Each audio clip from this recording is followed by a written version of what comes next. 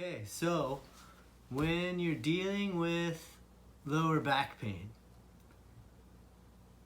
it can be really helpful and effective to just get stronger in that area. Strengthen the muscles that help support your spine and help that area to move.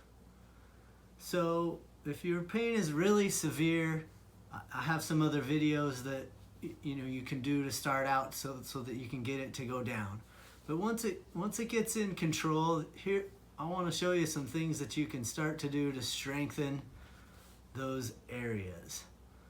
So to make it really simple, you got two areas that you need to strengthen, the front and the back, because both of those work to help your spine. So first I'm going to show you one that helps to strengthen the front, your abs. So it's pretty simple, and these are all things that you can progress and make more difficult as you go along. But I'm going to start from the beginning and sort of show you how you can make it harder. So the first one, if your back pain's still there and it's pretty significant, this might be something you can do without flaring it up too much. So you're just going to tighten your tummy muscles, just hold them like that, and just bring one knee up at a time. And you're just holding these abs tight the whole time. You should be able to talk like I am. You shouldn't be holding your breath. Now, that's fairly easy. It's not too much of a workout for the abs, but it does cause all the muscles around in that area to contract, which might cause a little bit of pain. That's okay as long as it doesn't go up above a 4 out of 10. If you're sitting in that range between 0 and 4, you should be fine to keep doing the exercise. So that's pretty easy, but it's a good place to start. The next little progression that you can do is you can start with both knees up at the top. Then you just do the same thing, marching. You're just bringing one foot down at a time. Now, I didn't say this before on the first one, but you should be able to do about 10 taps on each side before you have to quit. That might be a good indicator that, that's the right one for you. And once you get to 10, you can rest. And then you would do that 3 or 4 times. So the next progression is you can get your arms involved as well. So you would start with both knees up and you can just start with your arms up here.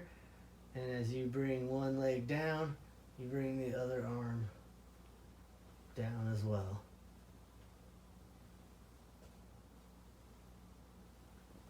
Just like that.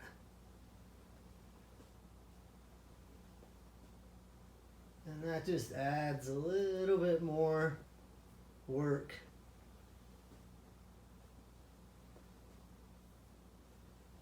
for the abs. And you should be able to do about 10 on each side pretty easily. Okay. Good. So now the next progression could be that you start putting both legs down at the same time and back up. But your knees are still bent slightly. Well, that just gets even harder. Gets a little more muscles involved. Good. So then another progression you can make is bringing the arms back at the same time as you lower the legs.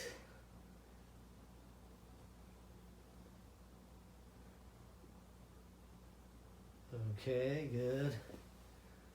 Now you can go even farther and you can straighten out your legs and then try to lift them up and back down. That's just going to add more weight to it. So you are lifting your legs up. Now if any of this is really hurting your back, then just back off to the next, easiest exercise. But this is another way to get your abs stronger. And you can also bring the arms in. Include the arms in this one. Lift up, back down. Lift up, back down. Back down. Good. So there's some progressions for an ab exercise that you can easily do just on your back. And you can modify it so that it works for you and doesn't flare you out. So we had just talked about how we need to strengthen the abs to help our back, and I showed you a few progressions to try out there. Now we also have to strengthen the back, so I can show you a couple of progressions with that as well so that you can get started doing it.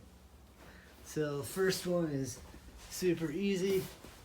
Just flat on your back like this, and then you're going to simply just keep your legs straight and lift it up slightly off the ground or table, wherever you're at, and you should be able to feel that right here in your lower back, those muscles contracting. And oftentimes you should be able to do this even if you're having a little bit of back pain. It's going to help you out in the long run. Now, sort of like the stomach exercise, or the ab exercise where we got our arms involved, you can do the same thing with the back. So you lift one arm and one leg, and you're just alternating back and forth. Just like this. You should be able to do about 10 or so of those on each side. So then the next step is, again, we were just lifting one leg at a time. Now you can try to lift both legs at once. Straight up. That's going to be a little bit harder. And it's going to work those muscles more. Then you can add the arms in as well. So you can lift your arms and your legs at the same time, sort of like a Superman. And lie down, bring them up, lower them down, bring them up, lower them down, up, down. Okay, and there's one more I like in this, because it works a little bit of the abs and back at the same time. So you're just going to be on hands and knees like this. You're going to keep your back flat so it's not like arched like this or too far like that. Just nice and neutral. And then you're going to try to keep it like that, flat, as you stick out one arm and one leg. And then back down, and you're keeping the spine flat the whole time.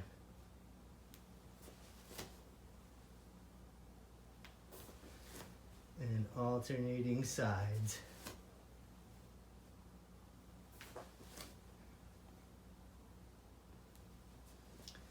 So those are some exercises you can do to strengthen your back. Okay, so this is sort of continuing on from other videos about how to strengthen your back when you have some back pain. It's one of the best ways to help with back pain and keep you from getting more back pain in the future.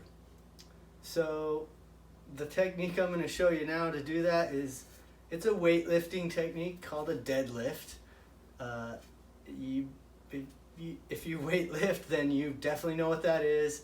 If not, you may have never tried one before, but it's an exercise that works your back, glutes, hamstrings, sort of the back of your body. A little bit in your quads too, but let's just talk about how to do it.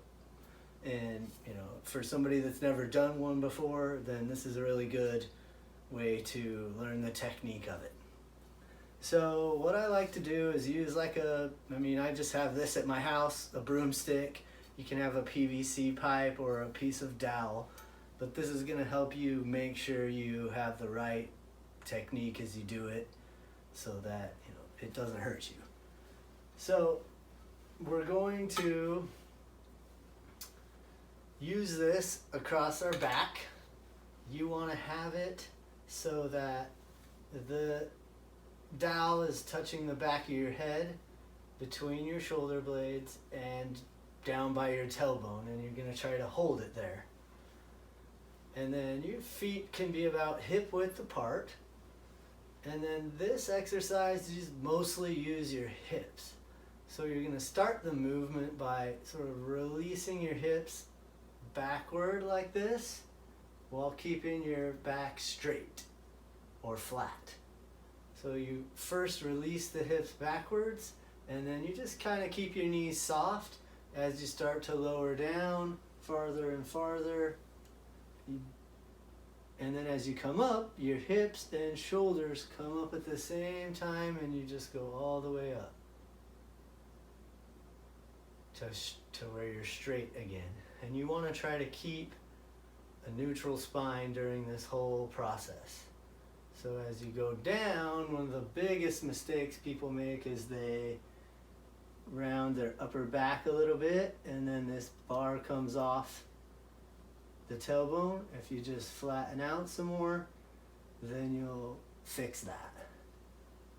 So I would just practice with a bar like this a bunch of times to make sure you're getting it right. So flat spine, release the hips back and down. As you go all the way down, just slowly bend your knees. As you come back up, shoulders and hips rise at the same time. Good. So that's the deadlift technique.